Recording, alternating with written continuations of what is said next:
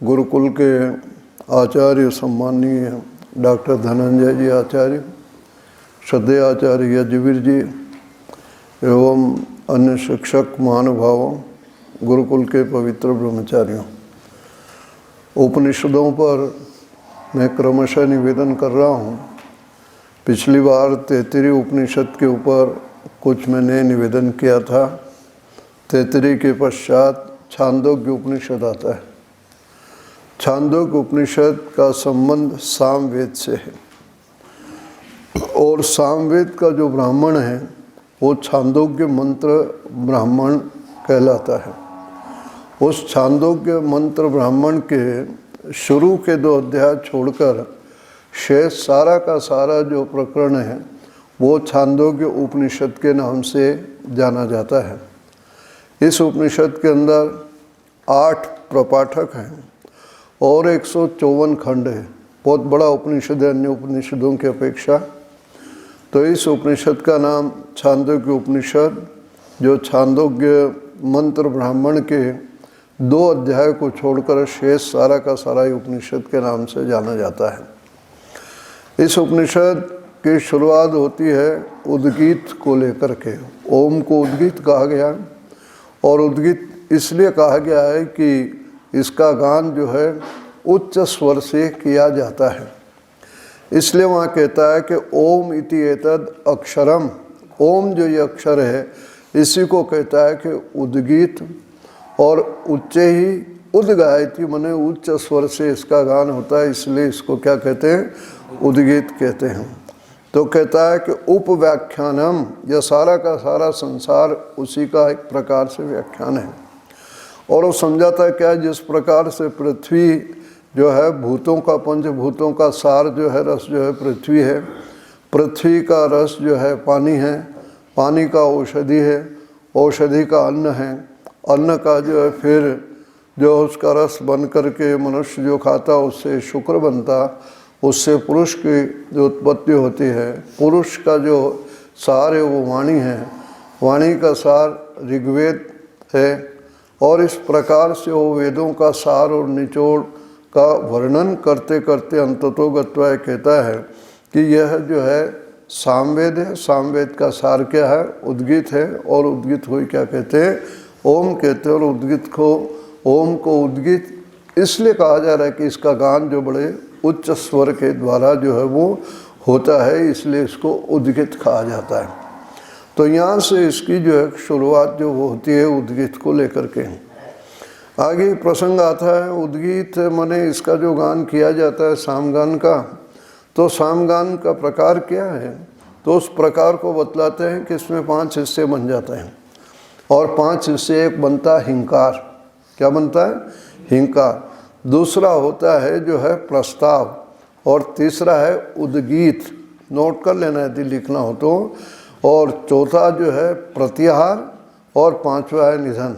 पहला जो कह रहा हिंकार मने उच्चारण करने का, प्रारंभ करने का जो विचार है उसको उद्घात कहते हैं। और प्रस्ताव कह रहे हैं कि जो है उच्चारण प्रारंभ करना, इसको जो है वो प्रस्ताव कह रहा है। और उद्गीत कहते हैं उच्च स्वर से उसका क्या करना है? गान करना, उसको उद्गीत कहते हैं। और प्रत्याहार मने धीरे धीरे नीचे आ जाने को क्या कहेंगे? प्रत्याहार कहेंगे। और निधन का मतलब है कि विराम, माने अब जो है बंद कर दिया हमने, इसको वो निधन कहेंगे, समाप्त कहेंगे। तो ये सामगान के 3 प्रकार जो वहाँ पर बतलाए हैं। इसी उपनिषद में देवताओं को और असुरों की चर्चा आई है, देवासुर संग्राम जिसे कहते हैं। तो देवताओं ने असुरों को हरा दिया, उन पर विजय प्राप्त कर ली। असुर जो फिर कहते हैं कि वह जो है असुर वापस जो इस पिंड में इंद्रियों के अंदर प्रविष्ट होते हैं। वो कहते हैं कि इसमें जो है नेत्र में प्रवेश किए, तो नेत्र में असुर प्रवेश किए, तो वो कहता है कि देवता भी है उसमें और असुर भी है। बात तो है कि इंद्रियों के द्वारा व्यक्ति अच्छा भी भोगता है और बुरा भी करता है। तो कहता है कि वह जब अच्छे कार्यों में लगता है तब तो पुण्य कर रहा है, देवताओं का प्रभाव है, और गलत कर रहा है तो क्या कर रहा है? पाप कर रहा है। तो वहाँ जो है असुर देवताओं को पीछे पड़े और वहाँ जो है देवता उन पर विजय नहीं प्राप्त किए। उसी प्रकार से कान के अंदर, श्रवण के अंदर, श्रोत्रेंद्रिय के अंदर, तो कहते हैं वहाँ भी जो है असुर उनके पीछे पड़े, देवता उनको हरा नहीं सके, क्योंकि श्रोत्रेंद्रिय से जब देवत्व गुण रहता है तो अच्छी बातें सुनता है, और यदि वहाँ पर आसुरत्व भावना आ जाती है, आसुरी भावना आ जाती है, तब वह जो है गलत चीज़ें कानों से सुनता। तो हर एक इंद्रिय को बतलाते बतलाते देवता किस प्रकार से असुर पर विजय प्राप्त करे, तो उसके लिए फिर अंत में कहा कि देवता प्राणों में प्रविष्ट हुए, प्राणों में प्रविष्ट हो गए।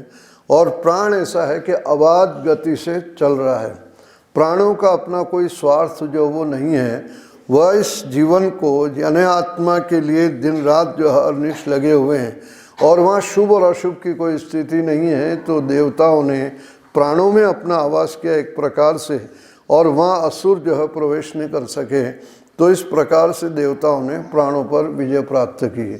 वो उदाहरण क्या देता है कि जिस प्रकार से पत्थर का टुकड़ा, एक पत्थर फेंको मिट्टी के ढेले पर तो मिट्टी का ढेला चकनाचूर हो जाता, उसी प्रकार से असुर क्या हो गए, वो जो है पराजित हो गए, हार गए, और देवताओं की जो विजय हुई। तो इसके द्वारा केवल ये समझाने का प्रयत्न कर रहा उपनिषदकार के इन इंद्रियों के द्वारा हमारी अपनी प्रवृत्ति शुभ और अशुभ कर्मों में हो जाती है, लेकिन प्राण की इस प्रकार से अशुभ कर्मों के अंदर नई प्रवृत्ति होती, वो तो केवल परार्थ जो है निरंतर जो है आत्मा के साथ में लगे हुए हैं। और जब इंद्रियां सो जाती है, मन सो जाता है, शरीर कार्य नहीं करता, तब भी वो निरंतर जो वो कार्य करते रहते हैं। तो इस प्रकार से देवताओं ने प्राणों की उपासना की और विजय प्राप्त की। तो ये देवासुर संग्राम का वहाँ पर जो उसने जो है वो चर्चा की है। आगे इस उपनिषद के अंदर एक प्रसंग और आता है कि धर्म के आधार क्या है, धर्म के स्तंभ क्या है। तो इसी में आता है त्रयो धर्म स्कंधा, धर्म के 3 आधार हैं। कौन कौन सा है धर्म के 3 आधार? तो वहाँ ऋषि कहता है कि यज्ञो अध्ययनम दानम च, ये 3 धर्म के आधार है। माने इन 3 के द्वारा जो है धर्म हमारा जो है पूर्ण होता है, या धर्म के कार्यों को हम ठीक प्रकार से संपन्न कर पाते हैं। यज्ञ जिस प्रकार से दूसरों के उपकार में, दूसरों के हित में, दूसरों के कल्याण में जो हम यज्ञ जो वो करते हैं, यज्ञ के अंदर जो डाली जाने वाली हवि है, वो हवि जिस प्रकार से उसका लाभ यजमान को होता है, यज्ञ करने वाले को होता है, हमारे मित्रों को होता है, पारिवारिक जनों को होता है, उतना ही लाभ यदि हमारा कोई शत्रु है उसको भी उतना ही प्राप्त होता है। मित्र और शत्रु की सारी सीमाएं समाप्त हो जाती है। इसलिए कहता है कि धर्म वही है जिसके के द्वारा सबका कल्याण हो, दूसरे का हित हो। तो धर्म का एक आधार स्तंभ जो है वो क्या है? यज्ञ है। यज्ञ हम कर रहे हैं लेकिन लाभ सबको प्राप्त हो रहा है, इसलिए धर्म के आधार को बतलाई। यज्ञ की महिमा यहाँ विस्तार से जो इस चीज़ को लेकर के जो बतलाई। उसके अलावा क्योंकि यज्ञ करता है यजमान, उसके लिए बैठता है तब भी करता है, और जो है वो प्रयत्न भी करता है, और वो प्रयत्न जहाँ अपने लिए वहाँ दूसरों के हित और कल्याण के लिए भी कर रहा है।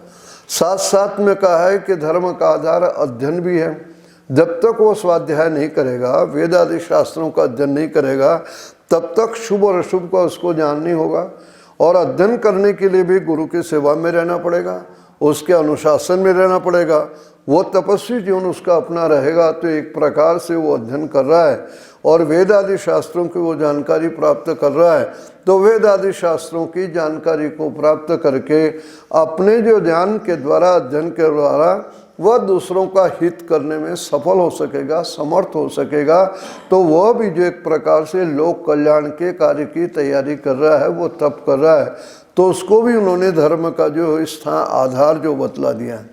मैंने कल भी आपको बतलाया था कि धर्म कोई मानने की वस्तु नहीं है। धर्म जो है क्या, वो आचरण की वस्तु है। और धर्म का कोई बाह्य चिन्ह भी नहीं होता। न लिंगम धर्म कारणम। कोई व्यक्ति कहने लगे कि धोती जो पहनता है वो धर्मात्मा, और जो धोती नहीं पहनता वो धर्मात्मा नहीं है, ये चिन्ह नहीं कर सकते हो आप। कोई कहते कि ऐसे तिलक लगाना वो जो है धर्मात्मा, जो नहीं लगा रहा वो अधार्मिक है, ये भी नहीं हो सकता है। तो इस प्रकार से बाहर के जो चिन्ह हैं वो धर्म के कोई जो है चिन्ह नहीं है।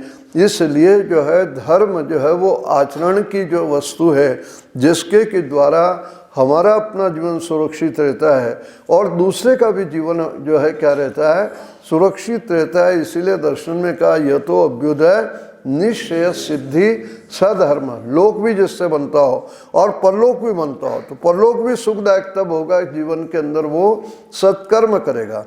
तो इस चीज़ को जो कह रहा है कि अध्ययन वेद आदि शास्त्रों का अध्ययन जिसके के द्वारा धर्म के स्वरूप को समझेगा और धर्म का वो आचरण ठीक प्रकार से कर सकेगा। इसलिए जो है धर्म का आधार जो है वो अध्ययन है। और तीसरा जो स्कंद बतलाया, आधार जो बतलाया इसने, वो क्या बोला, दान बोला है। तो दान को इस दृष्टि से बोला है कि व्यक्ति प्रयत्न करता है, परिश्रम करता है, धन को प्राप्त करता है और धन को प्राप्त करके उस धन का उपयोग अपने ऊपर करता है और अपने उपयोग करने के बाद जो बचा हुआ है वो दूसरों के हित और कल्याण के लिए लगाता है। तो वो भी तो अपने भोग के हिस्से में से दूसरों के लिए लगा रहा है, दूसरों का वो कल्याण कर रहा है। इसलिए कहते हैं कि वो भी जो है परहित में लगा हुआ है, परोपकार में लगा है, दूसरों के कल्याण में लगा हुआ है। इसलिए दान भी जो धर्म का आधार स्तंभ है। तो इस प्रकार से उपनिषद ने यज्ञ को, अध्ययन को और दान को, इन तीनों को धर्म का आधार स्तंभ बतला है कि इस प्रकार से यह जो है धर्म के तीन आधार हैं। आगे बहुत विस्तार करते हुए उपनिषद के अंदर इस चीज़ को कहा है कि जीव और ब्रह्म, इन दोनों का हम किस प्रकार से जो वो साक्षात करें या किस प्रकार से जो हमें पता लगे कि जीवात्मा शरीर के अंदर है और ब्रह्मांड के अंदर परमात्मा है। तो वहाँ पर भी इस चीज़ को बतलाता है कि शरीर जड़ है और ब्रह्मांड भी क्या है, जड़ है। और जड़ पदार्थ के अंदर यदि गति हो रही है इसका मतलब वो गति किसी चेतन के कारण से हो रही है। हमारे शरीर के अंदर आत्मा है तो आत्मा के कारण से ये इंद्रियां सक्रिय है, कार्य कर रही है। यानी आँख देख रही है, कान सुन रहे हैं, नाक सूंघ रहा है, रसना जो है वो स्वाद ले रही है, त्वचा स्पर्श की जानकारी कर रही है। तो ये इंद्रियां जो है जिस इंद्र के लिए, जिस आत्मा के लिए सक्रिय है, क्रियाशील है और उसके जीवन में वो सहयोग कर रही है, इससे पता लगता है कि शरीर के अंदर आत्मा है। यदि आत्मा निकल जाता है तो वहाँ पर आँख देखती नहीं है, कान सुनते नहीं है, नासिका सूंघती नहीं है, यह सारा का सारा शरीर जो है वो जड़वत हो जाता है। इसके अलावा एक चीज़ और बतला दी कि इंद्रियों की जो रचना परमेश्वर ने की वो बाह्य की तरफ की, बाहर की तरफ की। आप इस चीज़ को देखो कि जहाँ शरीर के लिए जो कहा गया ना कि अष्टचक्रा नवद द्वारा, उसमें 9 दरवाजे हैं, तो ये 2 आँखें हैं, कान है, मुख है, नासिका है, ये जो बतलाया गया और मलमूत्र के त्यागने के स्थान के 9 हैं, उनके अंदर इस बात को ये बतला रहे हैं कि दरवाजा जो होता है, मनुष्य जो दरवाजा बनाता है, उस दरवाजे के माध्यम से अंदर बैठा हुआ व्यक्ति घर के अंदर बैठा है तो बाहर वाले को देख लेता है, और बाहर दरवाजे के सामने कोई खड़ा है व्यक्ति तो दरवाजे के माध्यम से घर के अंदर दरवाजे के सामने बैठा हो सीध में बीच में तो पता लग जाता। तो बाहर वाला अंदर वाले को देख लेता है, अंदर वाला बाहर वाले को देख लेता है। ये तो मनुष्य जो दरवाजा बनाता है उसकी अपनी विशेषता है। लेकिन परमात्मा ने जो इंद्रियों के द्वार बनाए, इन आँखों के द्वारा हम बाहर की चीज़ों को देखते हैं, अंदर की चीज़ों को नहीं देख पाते हैं। परमात्मा ने ये बड़ी अद्भुत रचना की है। यदि ना आँखों के द्वारा हम बाहर के जो पदार्थों को देख रहे हैं और यदि अंदर का दिखने लगे तो बताओ हालत कैसी हमारी हो जाए। व्यक्ति कोई आँख बंद करेगा ही नहीं। यदि आँख खोलने पर बाहर की चीज़ दिख रही है और आँख बंद करने पर अंदर की चीज़ दिखे तो कहाँ पर जो है हमारा जो हार्ट काम कर रहा है, फेफड़े कैसे काम कर रहे हैं, छोटी आंत और बड़ी आंत में मल कैसे आगे बढ़ रहा है, या इस प्रकार से लीवर जो है किस प्रकार से ब्लड और यूरिन को अलग अलग कर रहा है। तो ये सारी के सारी चीज़ें जो है यदि उसको दिखने लग जाए तो वो घबरा जाएगा, कहाँ रस है, कहाँ रक्त है, कहाँ मांस है और कहाँ पर मलमूत्र सारा शरीर के अंदर भरा हुआ है। तो ये तो गंदगी का एक पिटारा है। इसीलिए इस चीज़ को कहा जाता है कि यह जो अपवित्र है, इसको जो लोग पवित्र मान करके पागल होते हैं वो अविद्या के अंदर क्या है, ग्रसित है। तो इंद्रियों की गति परमेश्वर ने बाह्य जगत के साथ संपर्क में बनाई और बाहर की चीज़ों को देख करके वो मन को पहुंचा देती है और मन फिर जो है बुद्धि और बुद्धि आत्मा तक ये उसका क्रम बना हुआ है। तो ये इस चीज़ को कह रहा है कि ये इंद्रियां परमेश्वर ने इस प्रकार से बाहर के लिए बनाई।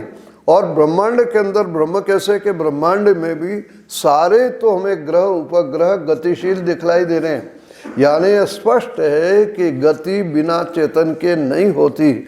और यदि जड़ जगत के अंदर गति हो रही है, चाहे वो सूर्य हो, पृथ्वी हो, मंगल हो, बुध हो, चंद्रमा हो, शुक्र हो, शनि हो, ये सारे के सारे यदि घूम रहे हैं और गतिशील है, और सूर्य चंद्र में जो प्रकाश हमें दिखलाई दे रहा है यही इस बात को बता रहा है, स्पष्ट करता है कि इसके अंदर कोई चेतन सत्ता है जिसे हम ब्रह्म के नाम से जानते हैं। तो गति को लेकर के शरीर में गति है, उस गति को लेकर के आत्मा का, जीवात्मा का हम अनुमान करते हैं। और ब्रह्मांड में गति हो रही तो वहाँ पर किसका अनुमान करते हैं, ब्रह्म का अनुमान करते हैं, क्योंकि जड़ में जो है गति अपने आप आती नहीं है। पंखे को आप चला दो तो यदि कहोगे ये तो अपने आप घूम रहा है तो गति हमने दी, लेकिन वो घूमते घूमते उल्टा नहीं घूमता कभी, क्या कभी ऐसे घूमने लगे और कभी ऐसे घूमने लगे। बच्चा जो है वो यूं भी जाता है और पीछे भी आ सकता है, मनुष्य जो है आगे भी बढ़ेगा पीछे भी आ जाएगा, पशुओं की भी स्थिति चेतन है। लेकिन जड़ पदार्थ में यदि गति दे दी है, वो भी किसी ने बटन ऑन किया तब गति हो रही है। बटन ऑन नहीं करोगे बिजली का तो पंखा नहीं चलेगा, और जब तक उसको जो ऑफ नहीं करोगे तब तक रुकेगा नहीं। तो जड़ में कभी कोई कहने लगे पंखा भी तो चल रहा है, तो पंखा को भी चलाने वाला कोई न कोई है, बिना चलाने वाले के पंखा अपने आप नहीं चलता है। और जड़ में यदि गति हो रही है तो वो गति जो है वो एक ही तरफ चलेगी, विपरीत नहीं चलती। लेकिन चेतन जहाँ पर होता है वहाँ पर विपरीत गति भी क्या है वो हो जाती है।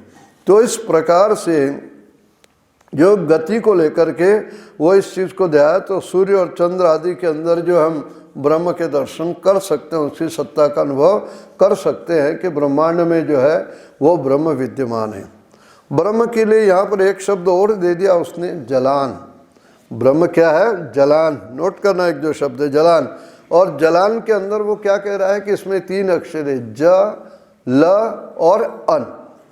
तो ज, ल और अन ब्रह्म को जो जलान कहा गया कि भैया आपने इसको जलान क्यों कहा, तो कहता है कि जलान इसलिए कहा कि ज माने वो सृष्टि की उत्पत्ति करता है, और ल इसलिए कह रहे हैं वो कि वह प्रलय करता है, यानी सृष्टि को बनाता भी है, और साथ में ल माने वो प्रलय भी करता है।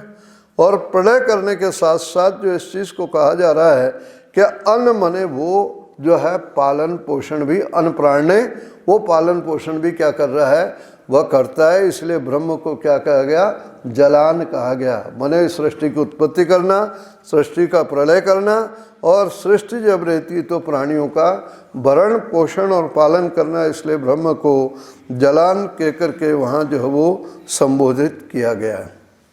तो इस प्रकार से इस उपनिषद में ब्रह्म को लेकर के जो चर्चा आई है।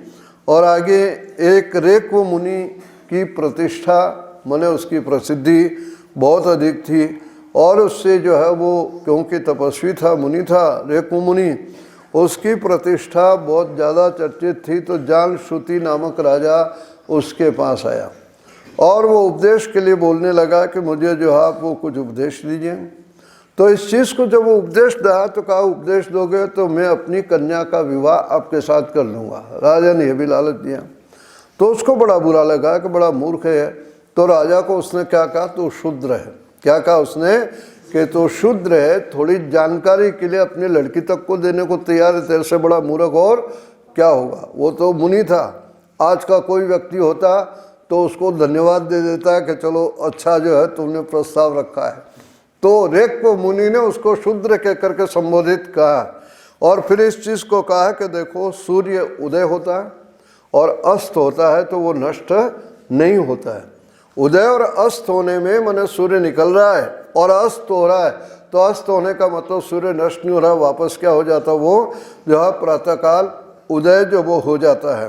तो जितने भी पदार्थ आपको दिखलाई देते हैं वो अग्नि जो है एक प्रकार से वायु में विलीन हो जाती है, और जो है इसी प्रकार से जितने भी सूर्य है या अन्य जितने भी भौतिक पदार्थ हैं वो सब अपने अपने उन स्थूल चीज़ों के अंदर लय होते हैं। शरीर के अंदर भी वो बतला रहा, पिंड के अंदर भी क्या कि इंद्रियां जब प्राण यानी जीवात्मा जब इस शरीर को छोड़ता है तो होता क्या है कि इंद्रियां सारी की सारी मन में, मन जो है वो प्राण में, और प्राण आत्मा को लेकर के दूसरे शरीर के अंदर जाता है।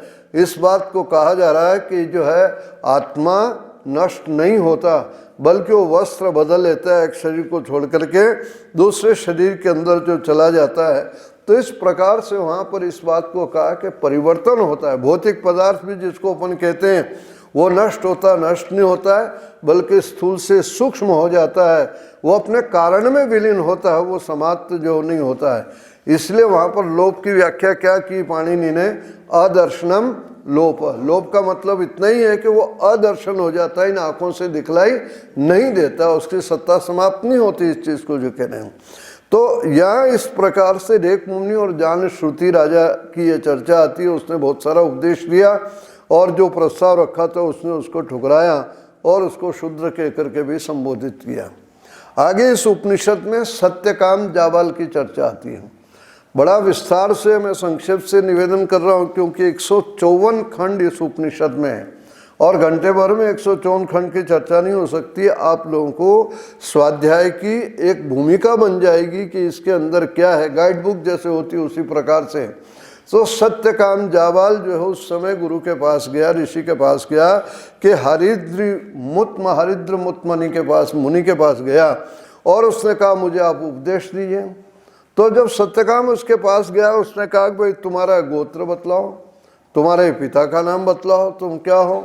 वो अपनी माँ के पास में गया, जबाला उसकी माँ का नाम था। जब जबाला से उसने पूछा कि मेरा पिता क्या है, मेरा गोत्र क्या है, तो उसने इस बात को कह दिया कि भाई मैं तो जो है कई जगह काम करती थी यौवन काल के अंदर, और कहाँ पर जो है तुम मेरे शरीर में आए हो, मैंने किसने मेरे साथ संपर्क किया ये मुझे कुछ पता नहीं। तो जबाला ने अपने बेटे को इस बात को बतलाया। जब वो इस बात को बतला है तो वो वैसा का वैसा आकर के उसने गुरु को, उस मुनि को, हरिद्र मुनि को इस बात को बतला दिया। तो मुनि ने वहाँ पर इस बात को कहा है कि जैसा तेरी माँ ने कहा है वैसा तुमने बता दिया, इससे पता लगता है कि तुम सत्य बोले हो और सत्य बोलना गुण जो है वो ब्राह्मण का है। तो उसने कहा कि तुम ब्राह्मण के पुत्र हो, और इस प्रकार से उसका नाम सत्यकाम रख लिया और कहा कि पिता का नाम नहीं पता है तो जबाला के संतान हो तुम तो किस नाम से जाने जाओगे, जाबाल के नाम से जो जाओगे। तो इस प्रकार से सत्यकाम जाबाल की कथा वहाँ पर आती है। वो गौवें दे देता है और कहा कि इनकी सेवा करो, उसके बाद जो उपदेश देंगे। तो प्राचीन काल के अंदर शिष्य जब भी कोई ज्ञान प्राप्त करने के लिए जाता था तो गुरु उससे सेवा लेते थे, और सेवा में भी गौ सेवा का ज़्यादा जो महत्व था। आजकल आपको ये सौभाग्य मिला हुआ है गौ सेवा का, तो उससे घबराया मत करो इस चीज़ को। और आपके आचार्य भी तो लगे रहते हैं गौ सेवा के अंदर। तो गौ सेवा वो करता है, गायों को चरा रहा है, गायों को चराते हुए सूर्य को देख रहा है, वायु को देख रहा है, उन सारी चीज़ों को जब देख रहा है तो कहता है कि इनसे वो ज्ञान प्राप्त कर रहा है। और इस चीज़ को ले रहा है कि जिस प्रकार से जो है सूर्य अंधेरे को दूर करता है, हमें भी जीवन के अंदर लोगों के अंधविश्वास को, अविद्या को, अंधकार को दूर करने का यत्न करना चाहिए। वायु से भी शिक्षा ले रहा है कि वायु हमेशा गतिशील रहता है, चल रहा है, तो व्यक्ति को जीवन में हमेशा गतिशील मने परिश्रम करना चाहिए, आलसी और निकम्मा नहीं रहना चाहिए। इस प्रकार से अनेक जो भौतिक वो जो उनको दिखलाई दिए पदार्थ दिए उनसे एक को लेकर वो शिक्षा लेता है, और उसके बाद सत्यकाम जाबाल स्वयं जो वो आचार्य बन जाता है, और आचार्य बन के वो शिक्षा देने लगता है। शिक्षा देने के लिए वहाँ पर जो उपकौशल एक शिष्य आता है उसके पास, वो सत्यकाम जाबाल उपकौशल को पढ़ाता है, उपकौशल को शिक्षा देता है। और शिक्षा किसकी देता है? वो आत्मज्ञान के बारे में वो पूछता है, आत्मज्ञान के बारे में जो आप बतलाइए, तो वो आत्मज्ञान की चर्चा वहाँ पर वो करता है। और आत्मज्ञान माने आत्मा का बोध किस प्रकार से हो, तो वहाँ पर गुरु के पास जिस समय शिष्य जाता है तो वो समित पानी होकर के जाता है। समित पानी मैंने समिधा लेकर जाता है, उस समिधा का संकेत वहाँ पर दे रहा है कि समिधा के अंदर अग्नि विद्यमान है। और वहाँ पर उस अग्नि को जिस प्रकार से समिधा की अग्नि को अरणि मंथन करके जो प्रकट किया जाता है, जैसे अपन आग जलाते हैं, माचिस से दिया सलाइस जलाते हैं, पहले अग्नि को अरणि मंथन से वो प्रकट करते थे। तो जैसे अरणि मंथन से अग्नि को प्रकट किया जाता है जो अग्नि समिधा के अंदर विद्यमान है, ठीक इसी प्रकार से गुरु भी क्या करता है कि शिष्य के अंदर जो है वो ज्ञान को प्रकट करता है और इस चीज़ को है कि बहुत सारी बातें उसको जो वो बतलाने का यत्न करता है, जिससे कि शिष्य की जो है श्रद्धा जितनी होगी वो उसको आत्मज्ञान की अग्नि उसमें ज़्यादा से ज़्यादा प्रकट हो सकेगी। यह सारा का सारा जो कौशल को सत्यकाम जो है वो उपदेश दे रहा है इस चीज़ को। तो इस प्रकार से वहाँ अरणि मंथन से जैसे अग्नि प्रकट होती है, तो शिष्य के अंदर यदि भावनाएं ठीक बनी हुई है तो गुरु उसको प्रकट करने का, आत्मज्ञान जो है उसको देने का वो यत्न करेगा। जितनी उससे श्रद्धा होगी, लगन होगी, विश्वास होगा, वो उतना उस बारे में ठीक प्रकार से जानकारी प्राप्त कर सकेगा। तो ये प्रसंग आया। इसके बाद एक प्रसंग आता है इंद्रियां और जो है प्राण का। इनमें विवाद हो गया और विवाद इस बात को हुआ कि प्राण कहते हैं कि मैं बड़ा हूँ और इंद्रियां कहती कि मैं बड़ी हूँ। इन दोनों में जब विवाद हुआ तो यह हुआ कि अच्छा भाई तुम अपना बड़प्पन दिखलाओ कि हम दोनों में से कौन बड़े हैं। तो वहाँ उपनिषद का ऋषि कहता है कि जब नेत्र इंद्री कह रही थी कि मैं बड़ी हूँ तो वहाँ प्रजापति ने कहा कि अच्छा तू निकल जाए। तो नेत्र इंद्रियां आँख से निकल गई, लेकिन व्यक्ति अंधा तो हो गया, लेकिन वो जिंदा रहा, मरा तो नहीं। इसी प्रकार से हर एक इंद्री के लिए कहता है कि एक इंद्री निकलती गई, लेकिन व्यक्ति तो जिंदा रहा, उसका कुछ भी नहीं बिगड़ा है। कान निकल गए, व्यक्ति जो है श्रवण इंद्री निकल गई, जो है व्यक्ति जिंदा रहा, बेरा बना, बस इतना ही हो सकता है। गंध उसकी चली गई, लेकिन वह जो है जिंदा तो रहा है। इसी प्रकार से पांचों ज्ञानेंद्रियां जब एक एक करके निकल गई और व्यक्ति जब सुरक्षित रहा, अंत में वो कहता है कि जब प्राण निकलने लगे तो सारी इंद्रियां उसके पीछे पीछे भागने लगी, निकलने लगी।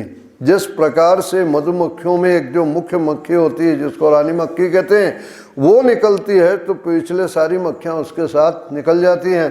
तो प्राण जिस समय निकलने लगे उसके पीछे पीछे सारी इंद्रियां निकलने लगी। तो वहाँ ऋषि ने इस बात को समझाने का प्रयत्न किया है कि इंद्रियां मुख्य नहीं है, जो है मुख्य कौन है? प्राण है। प्राण के कारण से इंद्रियां जो है इस शरीर के अंदर जो टिकी हुई है वो जो है बिना प्राण के वो रह नहीं सकती। तो इस प्रकार से प्राणों की महिमा यहाँ पर जो है इसमें जो इस चीज़ को बतलाया और उसी को लेकर के आगे जो है चल कर के इस चीज़ को कहा कि जब प्राण निकलते हैं तो प्राण आत्मा को लेकर के जाता है।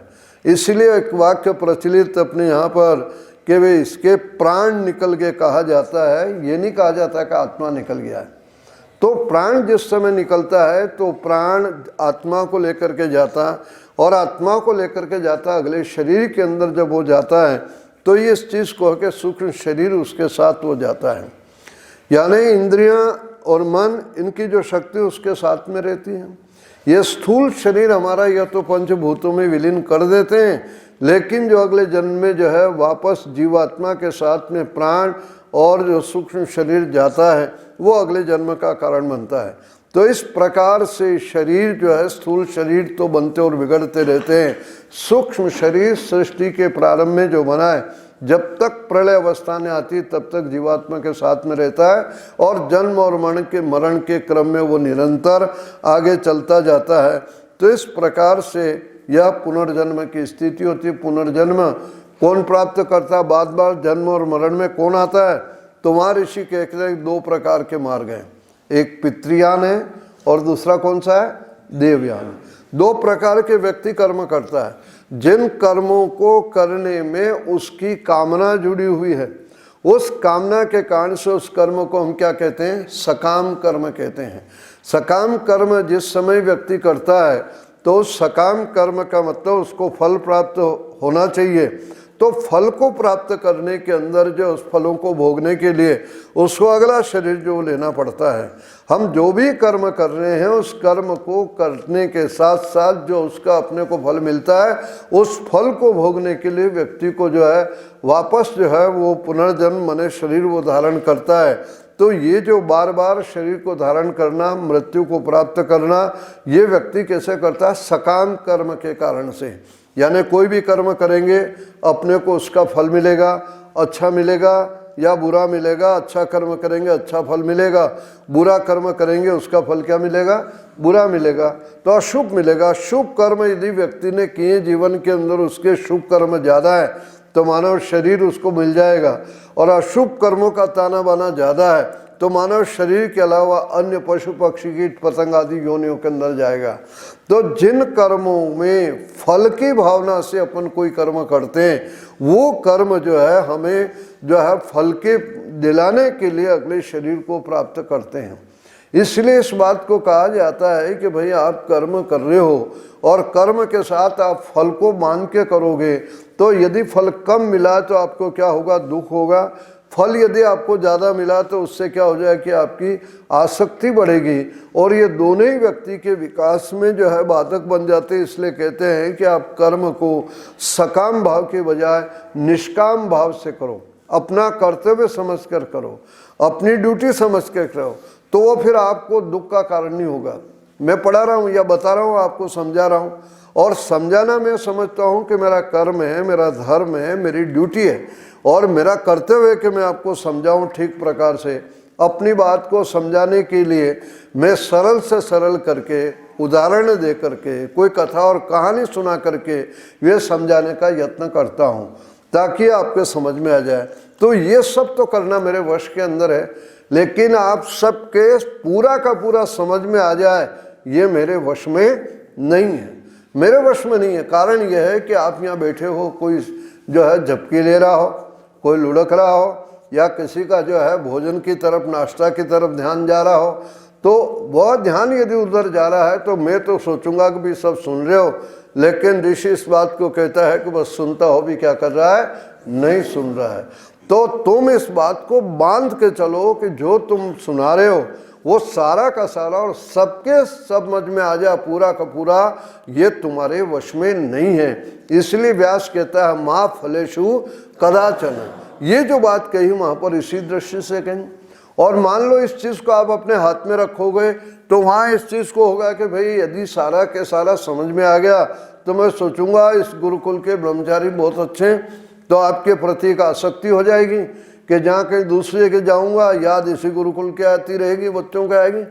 और यदि समझ नहीं रहे हो और ध्यान से सुनते हो भी नहीं सुन रहे हो तब भी आएगा, अरे बेकार समय खराब किया यहाँ पर, ये तो कोई सुनते नहीं समझते नहीं, तो दोनों ही रास्ते बेकार हैं। इस चीज़ को ध्यान देना। पहले से व्यक्ति जो है वो आसक्ति हो जाएगी, और दूसरा जो कारण समझ में नहीं आ रहा तो उसको क्या आ जाएगा? क्रोध आ जाएगा। तो ये जो स्थिति बनी हुई, इसके लिए कहा है कि आप अपने कर्म को, अपने काम को सकाम मत रखो, बल्कि क्या कर लो? उसको निष्काम कर लो। निष्काम माने आप दूसरों से अपेक्षा मत रखो। आप ये सोचो कि हमारा तुम्हारा अपना जो काम है वो कर्म करने का है। तुमने तो प्रयत्न किया समझाने का, अच्छे से अच्छे समझाया, उदाहरण देकर समझाया, कहानी कह करके समझाया और सरल कर दिया विषयों को, तो यहाँ तक था। तुम्हारी अपनी ड्यूटी पूरी हुई, अब आधों के समझ में आया, आधों के नहीं आया, वो उनके ऊपर छोड़ो, फिर व्यक्ति उसके बंधन में नहीं आता है। जैसे यहाँ से जाने के बाद यदि भावनाओं को, फल को लेकर के, सकाम को लेकर करूँगा तो इसके साथ में बंधा हुआ रहूँगा, और फल को लेकर के नहीं, अपनी ड्यूटी, अपना धर्म समझ के करूँगा तो सब कुछ छोड़ करके मैं आगे जो है गति कर जाऊँगा। वही स्थिति निष्काम कर्म की बतलाई जा रही है कि निष्काम कर्म करने वाला देवयान का पथिक बनता है, वो बंधनों से मुक्त हो जाता है। वो बंधन उसको जो अनुकूल और प्रतिकूल उसको प्रभावित नहीं करते हैं। सकाम कर्म करने वाला उससे प्रभावित होता है। और देवयान का मतलब निष्काम कर्म करने वाला बंधनों से मुक्त हो जाता है। सकाम कर्म करने वाला बार बार जन्म और मरण के बंधन में वो निरंतर आता रहता है। तो इस प्रकार से देवयान और पितृयान की यहाँ पर जो है चर्चा इस उपनिषद में कही है। आगे एक और प्रसंग आता है, यहाँ पर महाराजा अश्वपति यज्ञ कर रहे हैं और इस यज्ञ के अंदर अनेक ऋत्विक, ऋषि, मुनि, संत और महात्मा आए हुए हैं। उस यज्ञ के अंदर आए 6 ब्रह्म जिज्ञासु थे, ब्रह्म की खोज में निकले हुए थे। उनको पता लगा कि भाई वहाँ पर अश्वपति के वहाँ पर यज्ञ हो रहा है। उस यज्ञ के अंदर अनेक संत, महात्मा, विद्वान, ऋषि, मुनि, ब्रह्मज्ञानी आए हुए हैं, तो वहाँ चलते हैं और वहाँ जो कुछ ब्रह्म की जानकारी प्राप्त करेंगे। वो भी उस यज्ञ के अंदर आ गए। जब यज्ञ के अंदर आ गए तो यज्ञ के अंदर जब आने पर जो है वहाँ पर जो है यज्ञ संपन्न हो गया। संपन्न होने के बाद सबको विदाई दी जा रही है, दान दक्षिणा दी जा रही है। तो जब राजा उन सबको दक्षिणा दे रहा था और वो ब्रह्म जिज्ञासु 6 जो आए, वो जब दक्षिणा लेने के लिए, दक्षिणा का उनको देने के लिए जब राजा आया, उन्होंने दक्षिणा लेने से मना कर दिया। और मना कर दिया इस चीज़ को लेकर, हम दक्षिणा नहीं लेंगे। क्यों नहीं लोगे? कि भाई तुम राजा हो, राजा के राजकोष के अंदर जो है वो सब प्रकार के लोगों का जो है कर के रूप में धन आता है। कोई चोर भी होंगे आपके राज्य में, कोई शराबी भी होंगे, कोई दुराचारी भी होंगे, और उनके पास पैसा होगा टैक्स के रूप में यहाँ देते होंगे, और वो धन हम ले लेंगे तो निश्चित रूप से दक्षिणा के रूप में आप हमें दोगे, तो कहीं हमारी मति भ्रष्ट न हो जाए। हम चले थे ब्रह्म की खोज के अंदर और हमारे विचारों में परिवर्तन आ जाएगा, ऐसा जो हम लेंगे तो कहीं ऐसा न हो कि वापस हम वहाँ पर चले जाएं। तो अर्थ शुचिता का यहाँ वो जोर देते हुए कह रहे कि हम ऐसा पैसा लेना नहीं चाहते हैं। तब वहाँ पर जो इस उपनिषद के प्रसंग में महाराजा अश्वपति ने घोषणा की, जो बड़ी जो है ऐतिहासिक घोषणा, एक प्रकार से बड़ी आदर्श है, जिसको प्राय विद्वान सुनाया करते हैं। महाराजा अश्वपति कहते हैं कि मेरे देश के अंदर, मेरे राज्य के अंदर कोई चोर नहीं है। आप इस चीज़ को देखो, मेरे राज्य के अंदर कोई चोर नहीं है, कोई शराबी नहीं है, कोई दुराचारी नहीं है, कोई ऐसा व्यक्ति नहीं है कि जो संध्या और अग्निहोत्र न करता हो। और अंत में कहता है कि जब पुरुष जो है बिगड़ा हुआ नहीं तो स्त्री के तो होने का, बिगड़ी हुई होने का कोई सवाल ही नहीं होता है। वह जो बोला जाता है श्लोक इसी उपनिषद का है, नमस्तेनो जनपदे न कदर्यो न मद्यप नाना हिताग्नि ना विद्वान न स्वेरी स्वेरिणी कुतः। वो कदर्म न कृपण भी नहीं, यहाँ पर कोई कंजूस भी नहीं है, और कहकर ना विद्वान मूर्ख भी मेरे राज्य के अंदर नहीं है। नाना हिताग्नि, बिना हवन के कोई व्यक्ति रहता नहीं है। आप देख लो, जिस समय इस श्लोक की रचना हुई उस समय इस प्रकार का वातावरण रहा होगा कि इस देश के अंदर चोर नहीं थे। यहाँ पर जो है भारतीय परंपराओं के अंदर, क्योंकि धर्म जब तक हमारे आचरण के साथ जुड़ा रहा, हमारा जीवन ठीक प्रकार से बना हुआ रहा है। ईश्वर की उपासना आचरण के साथ में जुड़ी हुई रही। लोग इस चीज़ को कहते रहे कि यदि आपको ईश्वर को प्राप्त करना है तो आपके व्यवहार में अस्तेय होना आवश्यक है। जो व्यक्ति चोरी करता है और कहता है कि भगवान का भजन कर रहा हूँ, मुझे भगवान के दर्शन हो गए, तो चोर को भगवान के दर्शन होते नहीं है, और भगवान का साक्षात्कार जिसको होता है वो चोर नहीं है। आप देखिए, इसी प्रकार से अहिंसा का, इसी प्रकार से सत्य की चर्चा महर्षि पतंजलि ने जो कही है, बल्कि योग साधना में नहीं, ऋषि दयानंद ने तो पठन पाठन का जहाँ क्रम लिखा वहाँ पर भी यम नियमों की चर्चा कर दी। आप सत्य का आचरण करते और कराते हुए जो है पढ़ाने का यत्न करो, यानी बच्चों को सत्य के आचरण की, अहिंसा के आचरण की, चोरी न करने की आदत बाल्यकाल से डालना चाहिए। और ये संस्कार डाले जाते थे कि जो भगवान की भक्ति करना चाहता है वो उसके जीवन में अहिंसा होनी चाहिए, सत्य होना चाहिए, ब्रह्मचर्य होना चाहिए, और साथ में अस्तेय मन चोरी न करने की भावना हो। तभी तो इस देश का ये स्तर था कि यहाँ पर चोरियाँ नहीं होती थी। यहाँ जो है पुराने जो ग्रंथ है उसमें ताले के लिए संस्कृत में शब्द नहीं, आज की संस्कृत में बना दिया है। ताले नहीं लगते थे यहाँ पर। कालिदास ने काव्य लिखा है मेघदूत, उस मेघदूत के अंदर जो है अलकापुरी का वर्णन करता है, और वर्णन करता हुआ क्या लिखता है, इस बात को है कि उस नगर के अंदर रात को सोते समय घर के दरवाजे और खिड़कियाँ खुले रहते हैं। उन दरवाजे और खिड़कियों के माध्यम से कौन व्यक्ति प्रवेश करता? मनुष्य नहीं, चोर नहीं। वो क्या लिखता है कि चंद्रमा की शीतल शीतल किरणें दरवाजे और खिड़कियों के माध्यम से प्रवेश करती हैं। तो इस प्रकार से नैतिक स्तर अपना उस समय इतना बना हुआ था कि जीवन के अंदर जो है आचरण से जुड़ा हुआ था, धर्म के साथ में झूठ बोलने वाला धर्मात्मा नहीं हो सकता है, चोरी करने वाला धार्मिक नहीं हो सकता है, ईश्वर का उपासक नहीं हो सकता है। जिस दिन से इस देश के अंदर जो है ये कर्म फल का सिद्धांत समाप्त हुआ, उसके स्थान पर जो है यहाँ पर क्षमावाद की परंपरा चल पड़ी कि आप कितना पाप कर लो, परमात्मा तो तुम्हारे पाप क्षमा कर देगा। परिणाम जो हुआ कि व्यक्ति पाप से डरता नहीं रहा और भगवान को भी रिश्वतखोर समझ लिया। इसलिए वहाँ जो ऐसे वाक्य भी गढ़ लिए कि आप 400 कोस दूर बैठ करके 2 बार गंगा गंगा बोल दो, आपके सारे पाप धुल जाएंगे। गंगा गंगेति यो ब्रूयात योजना नाम शतेरपि मुच्यते सर्व पापी विष्णु लोकम सगच्छति। और इतना ही नहीं, इसने कहा रात भर में चोरी चकारी कुछ की हो तो कहता कि प्रातः काले शिवम दृष्ट्वा निशि पापम विनश्यति। आप सवेरे सवेरे भगवान शंकर के मंदिर में जाओ और उनके दर्शन कर लो, घंटा घड़ियाल हिला दो, रात भर के आप पाप माफ हो जाएंगे। दिन भर जितना उल्टा सीधा करना हो करो, शाम को जाओ दर्शन करने के आपके सारे पाप धुल जाएंगे। तो बताइए पाप में प्रवृत्ति लोगों की इसलिए हुई। और ये हिंदुओं में नहीं, ये मुसलमानों में भी, ईसाइयों में भी, हर संप्रदाय मत मजहब में व्यक्ति को प्रलोभन दिया गया जिसके कारण से स्थिति हुई। भागवत के लिए लिख दिया है कि जो व्यक्ति 1 सप्ताह भागवत सुना देता है या सुन लेता है तो वहाँ लिख दिया जन्म कोटि कृतम पापम नश्यति नात्र संशय, करोड़ों जन्मों के पाप उसके धुल जाएंगे। तो बताओ भागवत सुनने के लिए संख्या हजारों की क्यों पहुँचती? वो सुनने नहीं जाते हैं, अपने पाप काटने जाते हैं। यहाँ जो संख्या आर्य समाज में कम रहती है इसलिए कि भी सुन लोगे तो ठीक है, तुम्हारे अच्छे संस्कार बनेंगे, सुनने से पाप आपके दूर नहीं होंगे। यहाँ तो अवश्य में वो भोक्तव्यम कृतम कर्म शुभाशुभम वाली जो बात कही जाती है, कर्म फल वाली बात कही जाती है, इसलिए यहाँ उपस्थिति कम रहती है, वहाँ भीड़ रहती है। वहाँ भीड़ का एक ही प्रयोजन है कि हमारे पाप सारे क्या हो जाएंगे, धुल जाएंगे। तो यहाँ पर इस चीज़ को अशुभति कह रहा है कि मेरे राज्य के अंदर कोई चोर नहीं है, क्योंकि धर्म आचरण में था, व्यवहार में था। साधना व्यवहार के अंदर थी कि जो परमात्मा की उपासना करता है वो किस प्रकार से जो अपने जीवन में सत्य का आचरण करता है। आज भगवान के दर्शन करने वाले लोगों की लाइन लगी पड़ी, मैंने दर्शन कर लिया है, मुझे अनुभव हो गया है, मुझे साक्षात्कार हो गया, और दिन रात झूठ बोल रहा है। जहाँ इस चीज़ को ईश्वर की सत्ता का अनुभव तो दयानंद ने किया था।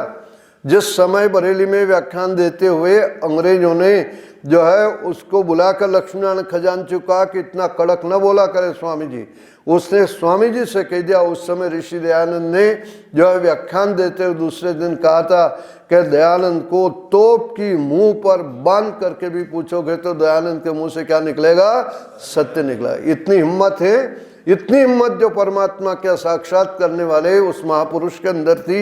ये इधर उधर घूमने वाले जो है छल कपट और झूठ बोलने वाले कहते हैं कि मुझे भगवान के दर्शन हो गए, भगवान का जो मैंने साक्षात्कार कर लिया है। यही पहला लक्षण है कि उसके व्यवहार में, जिसकी समाधि लग गई उसके व्यवहार में सत्य रहेगा, अहिंसा रहेगा, उसके व्यवहार में जो अस्थिर रहेगा, ब्रह्मचर्य रहेगा, अपरिग्रह रहेगा। और ये नहीं है तो उसकी समाधि नहीं लगी है। परस्पर विरोधी, जैसे सूर्य का प्रकाश और अंधेरा, जहाँ प्रकाश हो जाता वहाँ अंधेरा नहीं रहता, जहाँ अंधेरा होता वहाँ सूर्य का प्रकाश नहीं होता। ये परस्पर विरोधी चीज़ें हैं। तो यहाँ पर कह रहा है कि मेरे देश के अंदर कोई चोर नहीं है। श्वेत केतु एक जो है ब्रह्मचारी था, वह गुरुकुल से पढ़ के गया और पढ़ने के पश्चात उसको अपनी विद्या का बड़ा क्या हो गया, अहंकार हो गया। वो सर्वान वेदान अदित्य उपनिषद का लिख रहा है कि मैंने सारे वेद पढ़ लिए, श्वेत केतु सेता है, और कहता है कि अपने आप को क्या करा, अनुचान मानी, मैं तो बहुत बड़ा पंडित हो गया हूँ, बहुत बड़ा वेदों का विद्वान हो गया हूँ। इस प्रकार से जो वो जब अहंकार से ग्रसित था तो उसके पिता ने उसके अहंकार को दूर करने के लिए कुछ प्रश्न पूछे और प्रश्नों का उत्तर वो ठीक प्रकार से नहीं दे पाया। तो श्वेत केतु उस पिता की चर्चा भी इस उपनिषद के इस प्रसंग के अंदर आती है। वो बड़ा बतलाता है कि सत और असत की वहाँ चर्चा है, ध्यान रखना। वो सत्कार्यवाद जो आपके सांख्य दर्शन के अंदर आता है वो इस चीज़ को कह रहा है कि सत्य से ही जो है सृष्टि बनती है, असत से सत कभी होता नहीं है। तिलों से ही क्या निकलेगा, तेल निकलेगा, मिट्टी से कभी तेल नहीं निकल सकता है।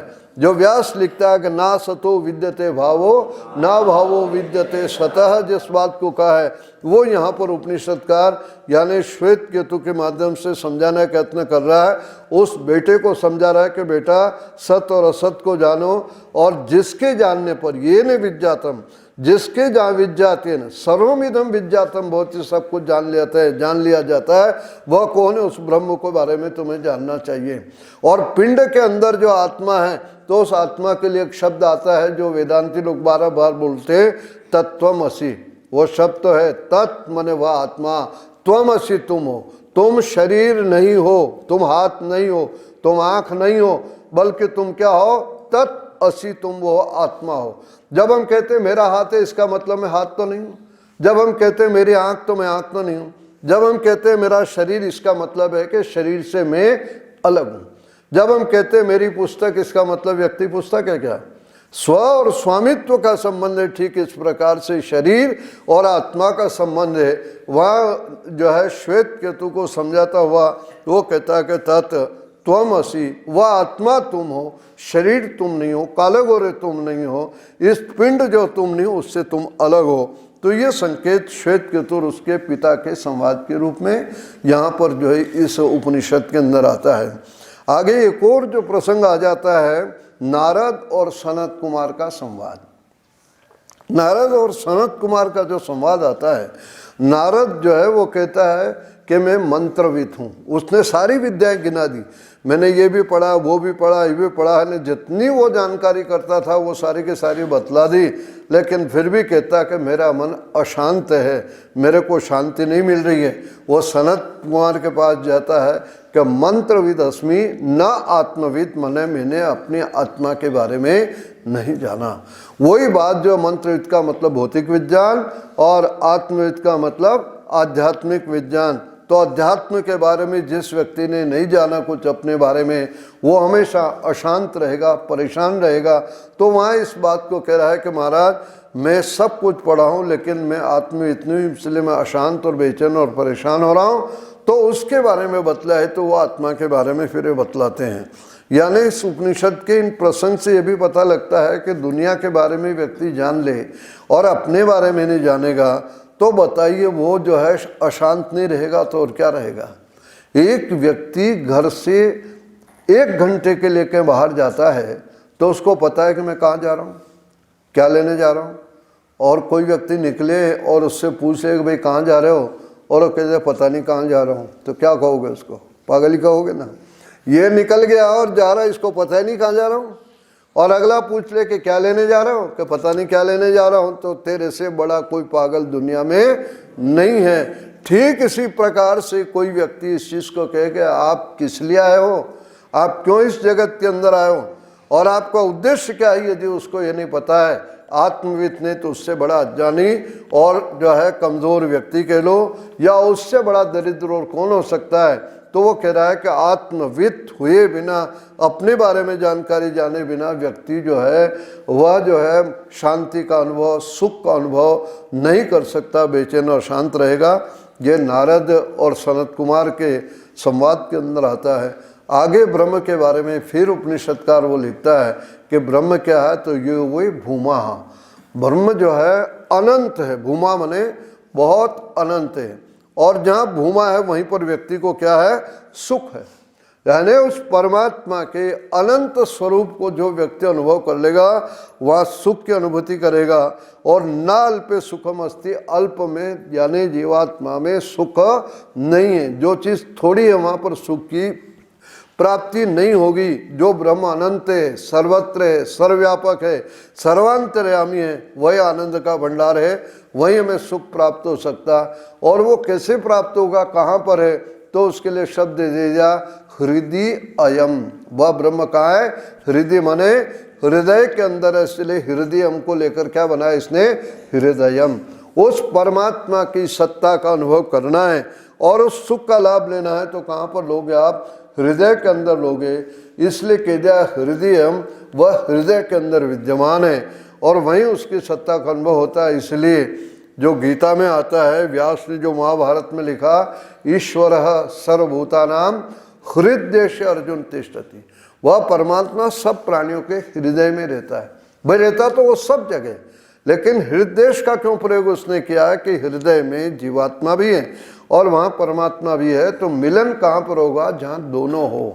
मैं अपने घर से आया हूँ, आप अपने घर से आओ, इसलिए अपना मिलन हुआ। मैं अपने घर से आ जाता और आप नहीं आते तो मिलना नहीं होता, और आप आ जाते और मैं नहीं आता तब भी क्या होता? मिलना नहीं होता। तो परमात्मा तो सब जगह है, लेकिन हम सब जगह नहीं है। जो पौराणिक जो कुतर्क करते हैं कि परमात्मा सब जगह आप मानते हो, तो मूर्ति में भी तो है, फिर आप मूर्ति की पूजा करने से क्यों मना करते हो? तो वहाँ पर जो है वैदिक मान्यता इसी बात को याद दिलाती कि मूर्ति में परमात्मा तो है, लेकिन मूर्ति में हम घुस नहीं सकते, मूर्ति के अंदर हम नहीं घुस सकते हैं। यानी मिलना वही होगा जहाँ परमात्मा भी हो और जहाँ आत्मा भी हो। तो हृदय में ही वो परमात्मा है, वहीं उसकी जो है सत्ता का अनुभव हम कर सकते हैं। उपनिषद के अंत में एक इंद्र और विरोचन की कथा दी है। कथा बड़ी रोचक है, समय तो पर्याप्त हो रहा है, लेकिन आप सुन लो। वहाँ पर जो है प्रजापति ने घोषणा की इस बात को लेकर के कि मैंने आत्मा को खोज लिया। मैंने किसको खोज लिया?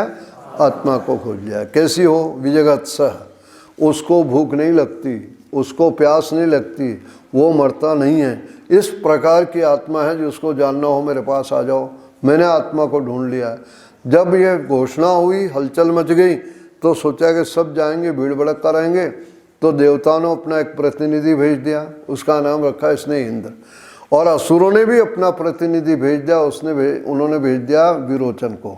यही इंद्र और विरोचन की कथा जो इस उपनिषद के अंत में आ रही है। और इसके अंदर ये कहा है कि जो दोनों आ गए, प्रजापति से कहा कि बताइए आत्मा आपने खोज ली, तो आत्मा बताओ वो आत्मा कैसा है? तो उन्होंने कहा कि पानी का बर्तन लाओ, या मोटी भाषा में तो शीशा लाओ। पानी का बर्तन मंगवाया, पानी भरा हुआ, कहा कि इसमें देखो।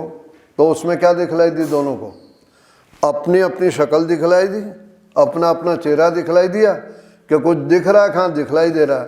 कि जो दिखलाई दे रहा है वही आत्मा है। आप समझ गए? जो दिखलाई दे रहा है वही क्या है? आत्मा है। तो विरोचन तो बड़ा खुश हुआ कि तो हमारे ही रिश्तेदार निकला है। हम ही तो यही कहते हैं कि जो कुछ है बस यही है। तो बड़ा खुशी खुशी बहुत चला गया। वो खुशी खुशी चला गया। शुरू से कहा भाई वो तो अपनी बात करा, इसलिए खाओ पियो मौज उड़ाओ, यही आत्मा है। पर जब इंद्र थोड़ा चला, उसने कहा कि भाई इसने तो कहा था कि आत्मा ऐसा है जिसको भूख नहीं लगती, प्यास नहीं लगती, मरता नहीं है, पर ये इसको तो भूख लगती है, इसको भूख लगती है। जब ये बात वापस आ गया, पहले उन दोनों को 32 साल कहा कि तपस्या करो, ब्रह्मचर्य का पालन करो। फिर जब इंद्र वापस आ गया, तो वापस आने से कहा कि मेरे को तो शंका है। तो कहा कि तू 32 साल और तप कर। कितने साल? 32 साल। यहाँ तो घंटे 2 घंटे तप होता होगा या काम होता होगा, ध्यान देना। 32 साल रगड़ाई हुई इसके इंद्र की, और 32 साल उसने तप किया। उसके बाद का महाराज अब बताओ, तब बताओ। उसने कहा कि रात को सपना देखते हो? तो कहाँ सपना देखता हूँ। तो सपने में जो है तुम्हें कुछ दिखलाई देता है? तो कि नहीं दिखलाई नहीं देता। तो जो सपने में जो है शरीर तो यहाँ पड़ा रहता है, लेकिन सपने में आप कभी खाते हो, सपने में घूमते हो, सपने में जो है स्वाद लेते हो, बस वही है आत्मा, इसके अलावा नहीं है। यानी वो स्थूल शरीर से कहाँ पर ले आया? सूक्ष्म शरीर तक लाया। इंद्र ने सुना हो सकता है आत्मा हो, वो थोड़ा और आगे जाता है और फिर वापस आ जाता है। वो कहता है कि सपने में सुख का अनुभव करता हूँ, सपने में खाता हूँ, लेकिन सपने में भी तो भूख लगती है तभी तो खाता हूँ। सपने में व्यक्ति सुखी होता है, हंसता हूँ, लेकिन रोता भी तो हूँ। ये भी तो चीज़ सपने के अंदर जो वो आती है। तो वो वापस आ गया, अपनी शंका प्रजापति के पास रखी। फिर उसने कहा कि 25 साल तक और तुम तपस्या करो। कितने साल? 25 नहीं 32 साल और। 32 पहले किए, 32 से 64 हो गए, 32 साल और करो। चलो भाई पता तो कर ले, अब ठीक है 32 साल और तपस्या करेंगे। जब 32 साल और तपस्या उसने की, तब फिर कहा कि महाराज अब बता दो। तब फिर उसने बताया है कि तुम सुषुप्ति अवस्था में जाते हो, गाढ़ निद्रा में। कि हाँ गाढ़ निद्रा में जाते हैं। उस समय भूख प्यास लगती, कहाँ कुछ भी नहीं लगती। उस समय सुख का अनुभव करते, कहाँ करते हो। सोने के बाद क्या बोलते हो कि भाई आज नींद बड़ी अच्छी आई, नींद का बड़ा स्वाद है, 4 बजे घंटी लगती, कैसा लगता आप लोगों को? आप लोगों को बड़ा आराम। मैं जज्जर के बताओ, एक बार लड़के ने घंटी छिपा दी थी, जिसकी घंटी के पर्याय थी। और उस समय घंटी नहीं लेगी, सब लोग बड़ा आनंद ले रहे, आज बड़ा मज़ा हो गया। तो जब उसका नंबर आया, उसकी पिटाई विटाई हुई, तब उसको ढूंढा, निकाला गया, सारी बात हुई। तो नींद का जो स्वाद है, आज तो लोग नींद के लिए तरसते हैं। इस चीज़ को ध्यान दो, आप लोग भाग्यशाली हो, नींद आती। महानगरों में चले जाओ, लोग गोली खा करके सोते हैं, समझ रहे हो, नींद के लिए दवाई लेते हैं। भाग्यशाली हैं कि बिस्तर पर पड़ते तुम्हें पता ही नहीं रहता है कि तुम कहाँ पर पड़े हो। और 4 बजे जब घंटी लगती तो ऐसा लगता है कि हम तो अभी सोए, अभी उठें। तो जब वो बात इंद्र से कही प्रजापति ने, तब जो उसने बात तो ठीक है, लेकिन वो चला और चल के वापस आ गया। क्या हुआ कि महाराज नींद तो आई है, सुख भी अनुभव हुआ, लेकिन वो आँख खुलने के बाद अनुभव होता है, वो उस समय तो अनुभव नहीं होता है, फिर आत्मा कैसे वो। तब वहाँ पर इंद्र ने कहा तुम 5 साल और तप करो। अब जो है कितने साल पर आ गया, 32 से 5 साल आ गया। और फिर कहते हैं कि आत्मा इन शरीरों से, आत्मा इन अवस्थाओं से वो बिल्कुल अलग है, और ये जागृत, स्वप्न और सुषुप्ति जिसको कहा जाता है उससे अलग है। और वही अवस्था कौन सी कहलाती है, तुरिया अवस्था कहलाती है। आत्मा इन सब से पृथक है। तो इस प्रकार से अलंकारिक रूप से जो उसने आत्मा के स्वरूप को बतलाने का प्रयत्न किया। तो इस प्रकार से छांदोग्य उपनिषद में अनेक कथाएं, अनेक चर्चाएं, अनेक विषय हैं। थोड़े से समय में जितना समेट सकता था मैंने समेटने का प्रयत्न किया, आपको समझाने का यत्न किया। इस उपनिषद का स्वाध्याय करके जो अपने को अधिक से अधिक जानकारी करनी चाहिए। आप सबको बहुत बहुत धन्यवाद।